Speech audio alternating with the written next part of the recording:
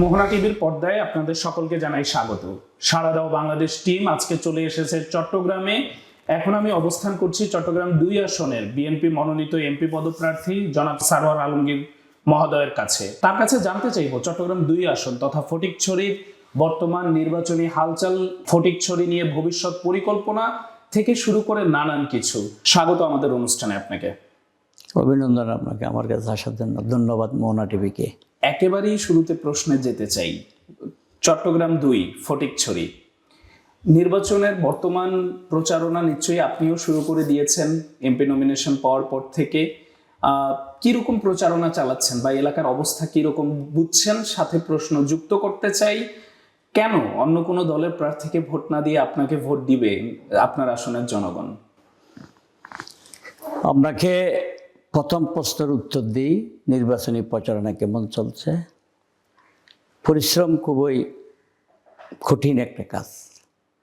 কত পরিশ্রমের ধন আনে, পূর্ণে আনে সুখ, ঠিক আছে না? আলস্যের দরিদ্রতা আনে, পাপে আনে দুঃখ।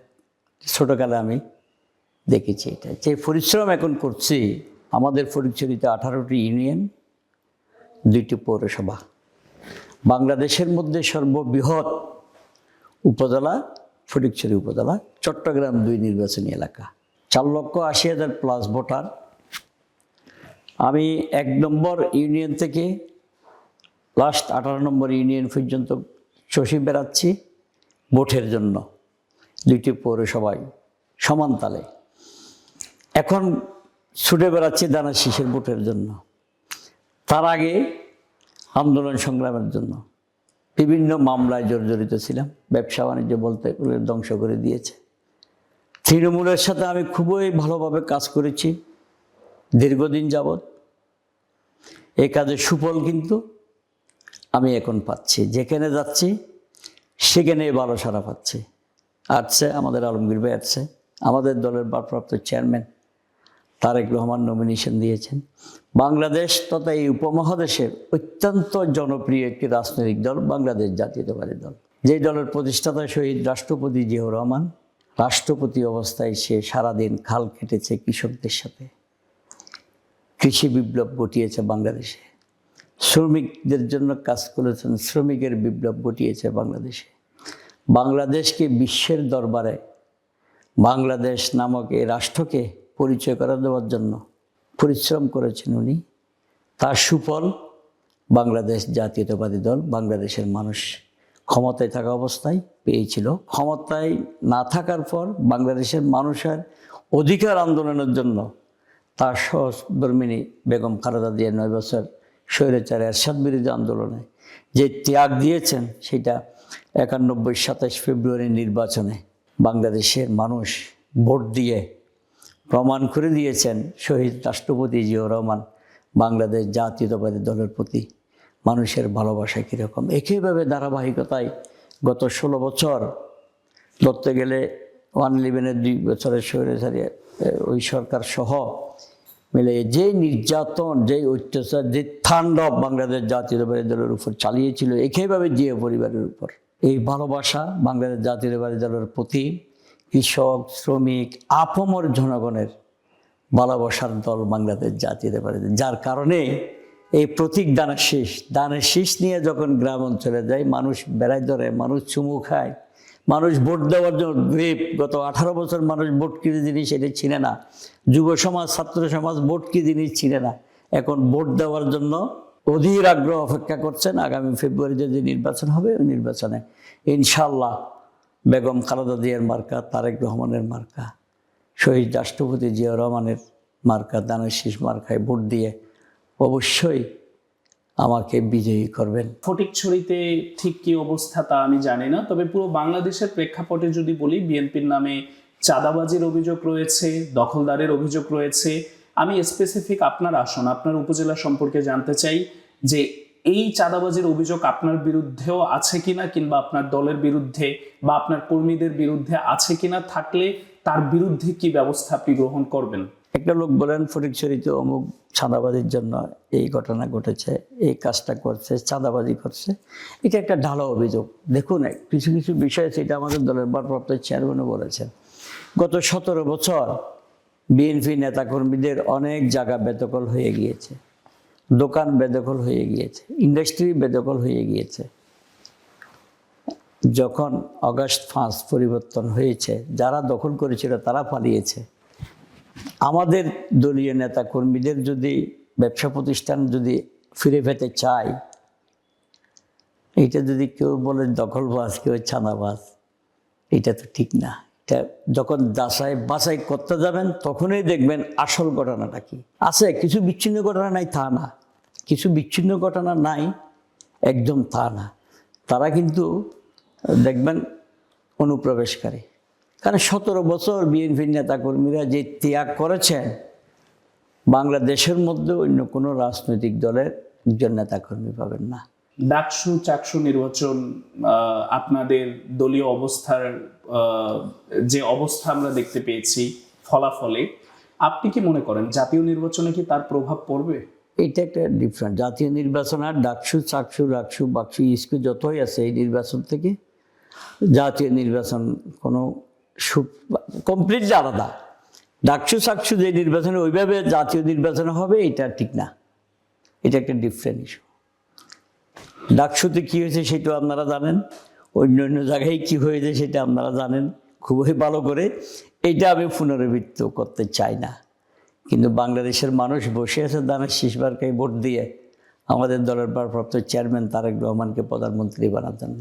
আজকে সারা বাংলাদেশের মানুষ বেগম খালেদা জিয়ার জন্য দোয়া করছেন। হিন্দু, বৌদ্ধ, খ্রিস্টান, মুসলমান, এমন কোনো প্রার্থনালয় নাই বেগম খালেদা জিয়ার জন্য দোয়া হচ্ছে না। সে একজন গণতান্ত্রিক আন্দোলনের নেত্রী, দেশনেত্রী বেগম খালেদা জিয়া।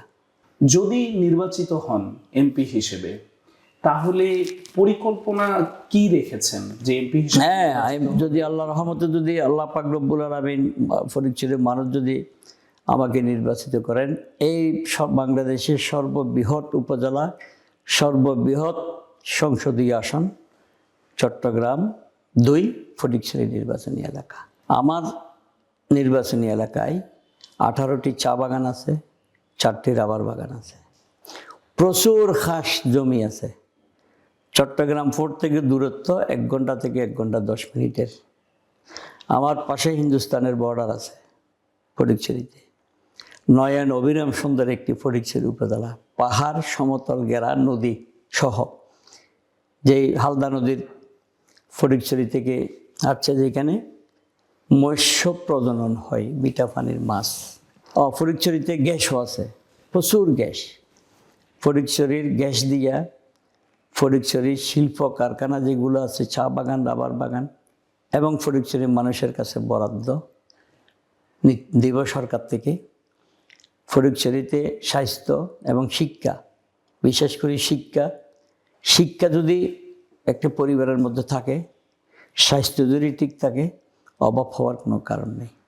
মানুষ আপনার কাছে বেশি কিছু চায় না, একটু ভালোবাসা চায়, হাসি মুখে কথা বলুন। মানুষের একটু সামান্য কাজটুকু করে দিলেই মানুষের মন জয় করা যায়। চেষ্টা করব ফটিকছড়ির গ্যাস, ফটিকছড়ির খাদ জমির উপর ব্যবসাকে বলবো ফটিকছড়িতে সরজমিনে ঘুরে দেখে যেন শিল্প কারখানার জন্য জমি অধিগ্রহণ করে, এখানে যেন বড় বড় শিল্প কারখানা হয়। ফটিকছড়ির কর্মঠ মানুষ আছে, শিক্ষিত বেকার যুবকেরা আছে, এদেরকে দিয়ে কাজ করে নিতে পারবে। একটি সমৃদ্ধিশালী ফটিকছড়ি হবে। ফটিকছড়িতে কেউ জানে 18টি চা বাগান, বাংলাদেশের সর্ববৃহত্তম চা বাগানটি কিন্তু ফটিকছড়িতে, কর্ণফুলী চা বাগান বাংলাদেশের মধ্যে বৃহত্তম। অনেকে সিলেটকে বলে চা নগরী, আমি বলি ফটিকছড়িকে চা নগরী। ভালো নেপসুন চা ফটিকছড়িতে হয়, নেপসুন টি এস্টেট ফটিকছড়িতে। চমৎকার চিন্তা ভাবনা, চমৎকার পরিকল্পনা। পুরো উল্টো প্রশ্নে যেতে চাই, এই পরিকল্পনাগুলো বাস্তবায়ন আপনি করবেন যদি আপনি এমপি নির্বাচিত হন। যদি আমরা ধরে নেই যে আপনি এমপি নির্বাচিত হলেন না, তাহলে কি ফটিকছড়িবাসীর জন্য আপনার কোনো কার্যক্রম থাকবে কিনা? চলমান থাকবে। এই কাজগুলো যেগুলো বলেছি এগুলো চলমান থাকবে। এই কাজগুলো নিয়ে, এই দাবিগুলো নিয়ে আমি আল্লাহ পাক রব্বুল আলামিন যতদিন বাঁচা রাখি এগুলো নিয়ে থাকবো ফটিকছড়ির জন্য। মানে তাতে আপনি এমপি হন না সেই ব্যাপারে আসলে আপনি আপনার কাজেই ডিটারমাইন্ড থাকবেন। জানলে চমৎকার আপনার চিন্তা ভাবনা। আপনাকে আবারও ধন্যবাদ জানাতে হয় আপনার চিন্তা ভাবনা এবং স্পষ্ট উত্তরগুলো আমাদেরকে দেওয়ার জন্য। ভিন্ন প্রসঙ্গে আবারও যেতে চাই, অনেক ভারী আলোচনা হয়ে যাচ্ছে, শুনতে চাই কখনো কি ভাবতে পেরেছিলেন কিনা, আগাম কোনো আভাস পেয়েছিলেন কিনা যে বিএনপির নমিনেশন আপনি পেতে যাচ্ছেন ফটিকছড়ি থেকে? আমাদের দলের ভারপ্রাপ্ত চেয়ারম্যান বলছেন তৃণমূলের সাথে লেগে তবে বড় দেওয়াল টপকাতে হবে, মানুষের মন জয় করতে হবে। এই জন্য আমি মানুষের মধ্যে অনেক কাজ করেছি, আগে থেকেও করোনার সময় মানুষের পাশে ছিলাম, গ্যাস সিলিন্ডার দিয়েছি, মানুষের নাকের মধ্যে গ্যাস যেন, একটা টেলিফোন নাম্বার ছিল আমাদের হটলাইন, নাম্বারে ফোন করার সাথে সাথে গ্যাস সিলিন্ডার চলে গিয়েছে মানুষের মাঝে। এই যে বন্যা হলো, বন্যার সময় মানুষের পাশে ছিলাম, প্রতিটি দুর্যোগে ফটিকছড়ি মানুষের পাশে আমি ছিলাম। এগুলার বিবেচনায় দেখছি, আশাবাদী ছিলাম আমাদের দলের প্রাপ্ত চেয়ারম্যান হয়তোবা আমাকে কনসিডারে নেবেন। এই জন্য দলের ভারপ্রাপ্ত চেয়ারম্যানের কাছে আমি অনেক কৃতজ্ঞ। মহান রব্বুল আলমিনের দরবারে হাজার লাখ কোটি শুকরিয়া, যেটা শুকরের কোনো শেষ নাই। বাংলাদেশ জাতীয়তাবাদী দল থেকে যে এই ইলেকশন করার জন্য আমাকে মনোনয়ন দিয়েছেন, এই জন্য। এই সময় একটু শুনতে চাই, সর্বপ্রথম নমিনেশনের খবর কিভাবে পেয়েছিলেন আর সবার আগে অভিনন্দন কার কাছ থেকে পেয়েছেন? এটা তো এক খুব কঠিন প্রশ্ন। টেলিভিশনের পর্দায় স্বাভাবিক রাজনৈতিক কর্মী এসে উদ্গ্রীব ছিলাম কোন আসনে কে নমিনেশন পাচ্ছে। স্বাভাবিক আমার তো, আমি টেলিভিশনে যখন দেখেছি, আমি তখন ঢাকায় ছিলাম আমার এক ভাইয়ের অফিসে, ওইখানে বসে দেখেছি। সবচাইতে প্রথম টেলিফোনটাই ফটিকছড়ি থেকে পেয়েছি, ফটিকছড়ির মানুষের কাছ থেকে, যার নাম বলতে চাই না, এবং মানে একজন ফটিকছড়ির মানুষ থেকে আমি সবচাইতে বেশি টেলিফোন পেয়েছি। একইভাবে ফটিকছড়ির মানুষ যারা বিদেশে আছে, বিদেশিদের কাছ থেকে ভালো রেসপন্স পেয়েছি। মানে ভোটার থেকে আপনি প্রথম প্রচুর অভিনন্দন পেয়েছি। পরিবারের কে এখন তো সময় দেওয়াটা খুব কঠিন হয়ে পড়েছে, নিশ্চয়ই নির্বাচনী গণসংযোগ নিয়ে বা নির্বাচনী প্রচারণা নিয়ে ব্যস্ত। পরিবার কি আসলে মেনে নিয়েছে? এটি একেবারেই ব্যক্তিগত আমার জানতে চাওয়া, একজন রাজনীতি, আমি একজন রাজনৈতিক কর্মী হিসেবে মেনে না নেওয়ার কোনো কারণ নেই। কিন্তু দেখতেছি এটা একটা ইয়া হয়ে গেছে, ইউজ টু হয়ে গেছে, যে এইটাই লাইফ, এটাই জীবন, এটাই জীবন। হ্যাঁ। পূর্ববর্তী প্রশ্নে ফিরতে চাই, আওয়ামী লীগ আমলে কি পরিমাণ আসলে নির্যাতনের শিকার আপনি হয়েছিলেন ব্যক্তিগতভাবে, যেহেতু আপনি দীর্ঘদিন রাজনীতি? আমি একজন ব্যবসায়ী ছিলাম, কেউ আমার সাথে ব্যবসা করার জন্য রিস্ক নেয় নাই, সাহস করে আসে নাই, যেহেতু একজন বিএনপির কর্মী। আর তাদের নির্যাতনের কথাটা আমি কিভাবে বলবো, আপনার এটা সবাই জানে, দেখছেন, এটা তো ওপেন। আমাকে ব্যক্তিগতভাবে আমাকে করছেন, বা আপনারা যে বিএনপির কর্মী ছিলেন আপনাদেরকে করে নেই, এটা তো না।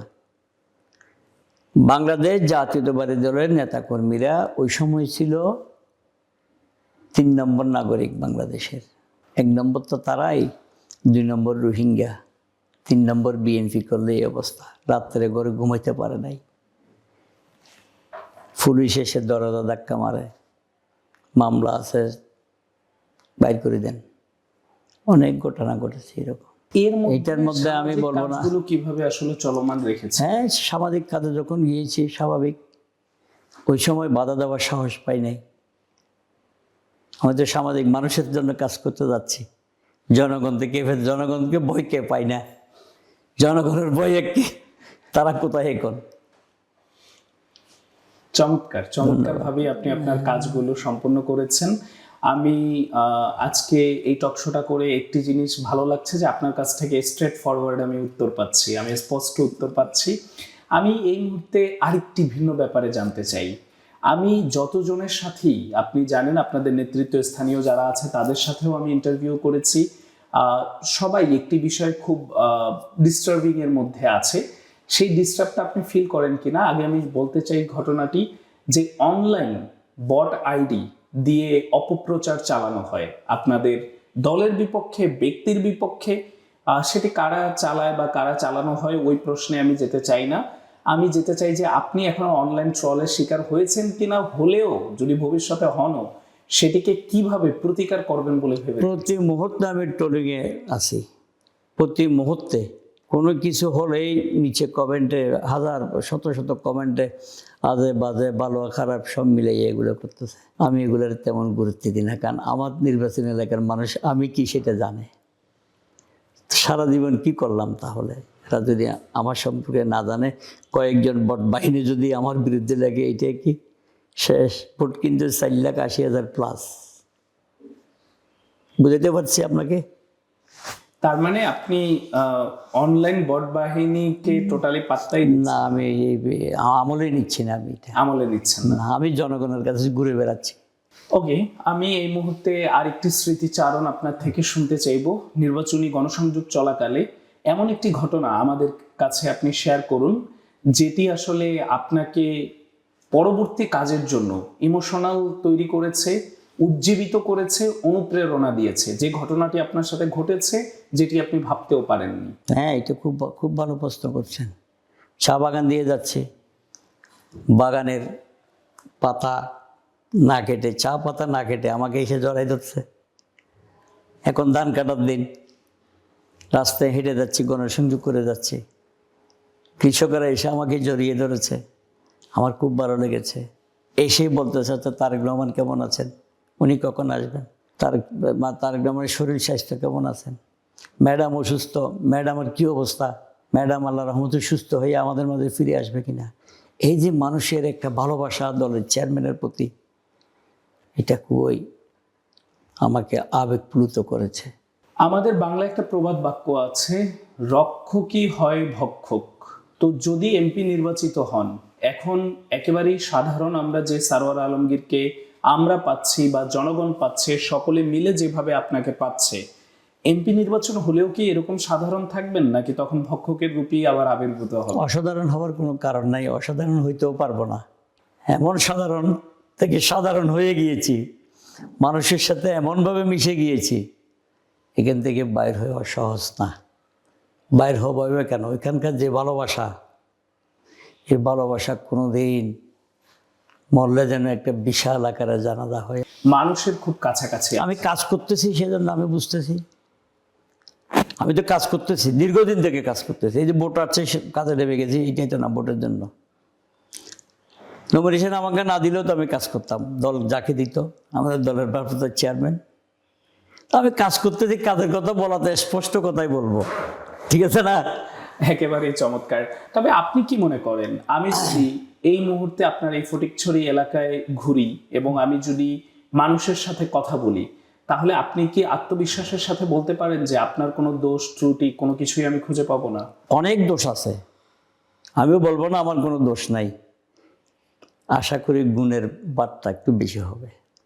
মানে দোষের সাথে গুণের ভারটা, গুণটা অনেক বেশি, একটু বেশি হবে আশা করি, এটা আমার বিশ্বাস। কি চাইলে যে কোনো মানুষ, যে কোনো মানুষকে আপনি প্রশ্ন করেন, জানেন এটা আমার জন্য লাভ হবে। আমি কোথাও ভুল করতেছি, শুধরে দিবেন।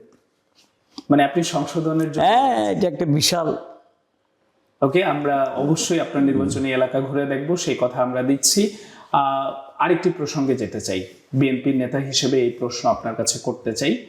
বাংলাদেশে 5ই আগস্টের পরে বিএনপির যে ঢালাও জনপ্রিয়তা আমরা দেখতে পেয়েছিলাম, আপনি কি মনে করেন বর্তমান সরকারের এই সময়টার পরে বিএনপির সেই জনপ্রিয়তা কি বাড়ছে নাকি কমছে? আমার মনে হয় না। এই যে একটু আগে বললেন না, এই যে বট, ফেসবুক, সোশ্যাল মিডিয়া যেভাবে অপপ্রচার বিএনপির বিরুদ্ধে, যারা অপপ্রচার করেছিল তারা মনে করেছিল হাসিনা বা আওয়ামী লীগ যেভাবে পালিয়েছিল, এইভাবে বিএনপিকেও এই কাজটা করতে পারবে। কিন্তু তারা বোকার স্বর্গে বাস করে। আবারও বলি, এই দলটা খোলাফায়ে রাশেদিনের মতো শহীদ রাষ্ট্রপতি জিয়াউর রহমান, বেগম খালেদা জিয়া 3 বারের প্রধানমন্ত্রী, তারই সন্তান তারেক রহমানের নেতৃত্বে গড়া এই দলকে ইচ্ছা করলেও মানুষ থেকে বিচ্ছিন্ন করা যাবে না। মানুষের হৃদয়ে স্থান করে নিয়েছে। এই অপপ্রচার দিয়ে তারা চেষ্টা করেছিল একটি নির্বাচন না হইয়ে। আমি একটা দিয়েছিলাম, সাক্ষাৎকার দিয়েছিলাম এনটিভিকে। একটি দল সম্পর্কে প্রশ্ন করেছিল, ওরা তো নির্বাচন চাচ্ছে না, ওরা পিয়ার চাচ্ছে। ওরা পিয়ার টিয়ার তো বাংলাদেশের মানুষ বুঝে না। ওরা নির্বাচন কেন চাইবে? ওরা তো এখন মধু খাচ্ছে।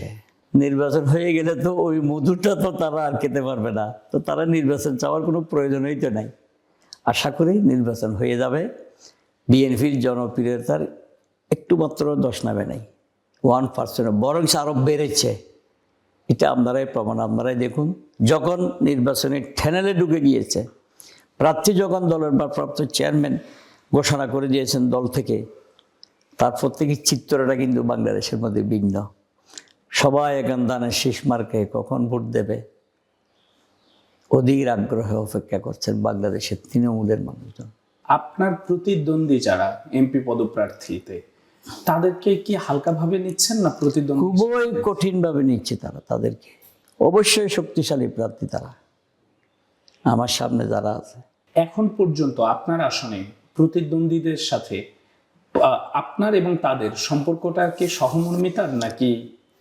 আসলে এই যারা ইলেকশন করতেছে একজনের সাথে আমার দেখা হয়েছে, আরগুলোর সাথে আমার দেখা হয় নাই।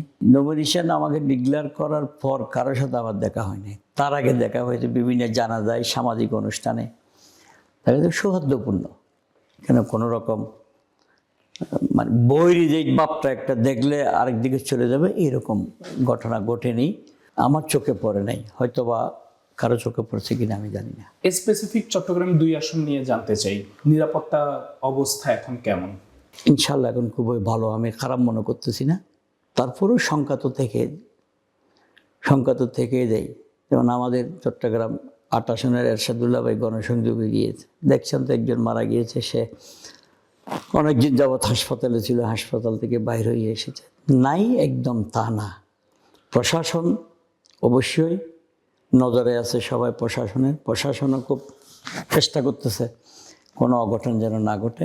এবং আমাদের দলের নেতাকর্মীরা এমনভাবে আছে, আশা করি পারবে না কেউ যদি অন্য কিছু ঘটাইতে চাইও, সাহসটা আশা করি হবে না। বিশ্বাস মহান রব্বুল আলামিনের নিকট 100% কোনো রকম ইয়া ছাড়া। বাংলাদেশেরটা নিয়ে জানতে চাইবো না, আপনার আসন নিয়ে জানতে চাই। এখন পর্যন্ত কি প্রশাসন নিরপেক্ষ ভূমিকা পালন করছে নাকি আপনাদের দিকে পাল্লাটা একটু ভারী? এটা যদি বলি, আমাদের দিকে তো প্রশাসনের বৈরী আচরণ চলতেছে। বললাম না মধু খাচ্ছে, আচ্ছা, নির্দিষ্ট একটা দল বাকযোগ করে মধু খাওয়ার তালে আছে, নির্দিষ্ট একটা দল মধু খাচ্ছে। মধু খাচ্ছে। আচ্ছা, আমি একটু জানতে চাই, প্রশাসনের এই যে আপনাদের প্রতি বৈরিতা, কি মনে করেন এর মধ্যে ইলেকশন কি সঠিক টাইমে হয়ে যাবে? নির্বাচন, আমার বিশ্বাস ডক্টর ইউনূস সাহেব বিশ্ববরেণ্য একজন মানুষ, সারা পৃথিবী তাকে চেনে। বাংলাদেশের তার নেতৃত্বে একটি সুন্দর নির্বাচন হোক, সেটাই সে চাইবে। আমাদের দলের ভারপ্রাপ্ত চেয়ারম্যানের সাহেবের সাথে শীর্ষ বৈঠকের পর বাংলাদেশ যে নির্বাচনের ঠ্যানেলে ঢুকে গিয়েছে, প্রার্থী ঘোষণা করেছে, এর মাঝে ইনশাল্লাহ আমি আশাবাদী নির্বাচনটা সুষ্ঠুভাবে অবশ্যই হবে। জনগণ যেখানে ভোট দিতে যাবে এখানে বিশৃঙ্খলা করার কোনো সুযোগ নাই। প্রশাসন যতই শক্তিশালী হোক, জনগণের কাছে কিছুই না। এটা 5ই আগস্ট, জুলাই আগস্ট আন্দোলনে প্রমাণ করে দিয়েছে, জনগণই সকল ক্ষমতার উৎস।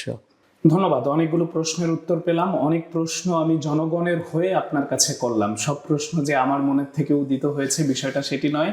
সর্বশেষ, মোহনা টিভির দর্শক তথাপি ফটিকছড়িবাসী এবং দেশবাসীর জন্য যদি আপনার কিছু বলার থাকে আপনি বলতে পারেন।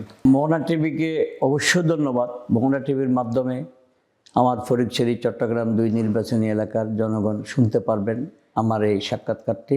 আমি ফটিকছড়িবাসীকে বলবো, যারা দেশে এবং বিদেশে আছে, সবাই যেন আমরা একসাথে একটি সমৃদ্ধশালী ফটিকছড়ি করার জন্য আগামী ফেব্রুয়ারি নির্বাচনে ধানের শীষ মার্কায় ভোট দিয়ে এই সিটটা যেন আমাদের দলকে উপহার দিই।